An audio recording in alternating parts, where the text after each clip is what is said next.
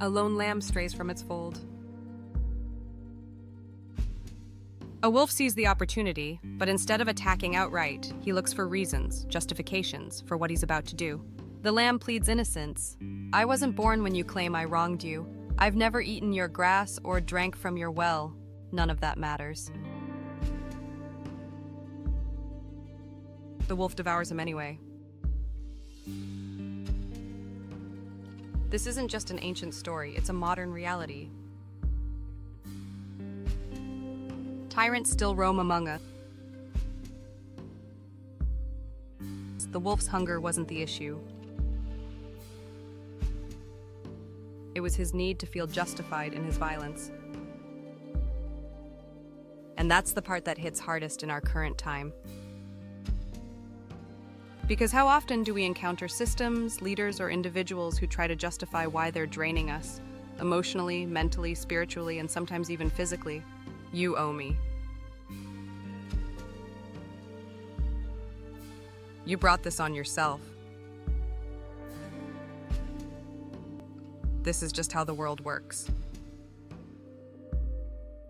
Tyrants, whether they come in the form of institutions, ideologies, or individuals, will always find a reason to consume you. And if you're not prepared, if you're not protected, if you're not grounded in your own worth, they'll justify your destruction and leave you questioning whether they were right. The power of refusal.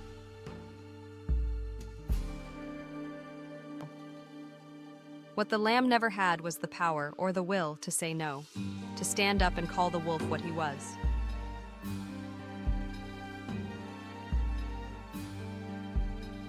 And that's something we can do even when we feel like prey in someone else's hunt. Sometimes, the first act of resistance is simply refusing to let someone else define your value. Sometimes it's declaring, I will not be your meal. That doesn't mean shouting in the streets, though it could. It might just mean setting boundaries. Saying no. Refusing to be emotionally manipulated. Refusing to play small so someone else can feel big. Stick with the fold, but avoid groupthink. Let's be real, the lamb got eaten because he was alone.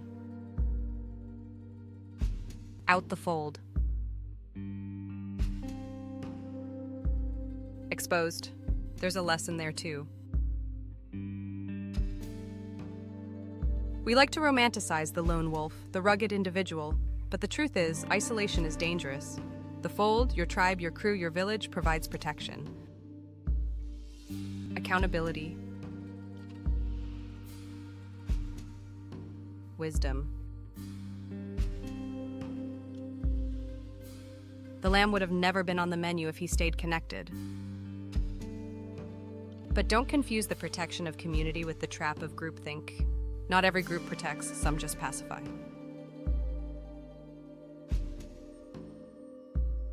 The right tribe challenges you to grow and protects you while you do. That's what Gye-Nyame is about. Stop arguing with wolves.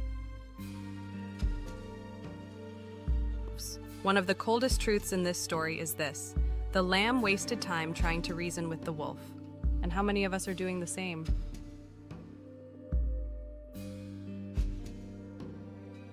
Explaining ourselves to people committed to misunderstanding us. Trying to prove our humanity to systems designed to ignore it.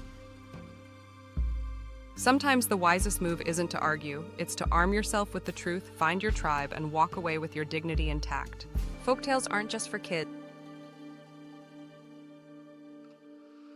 This is why we study these stories. These folktales aren't childish, they're layered teachings handed down across generations. Aesop wasn't just telling stories, he was giving survival strategies. Let this one sink in.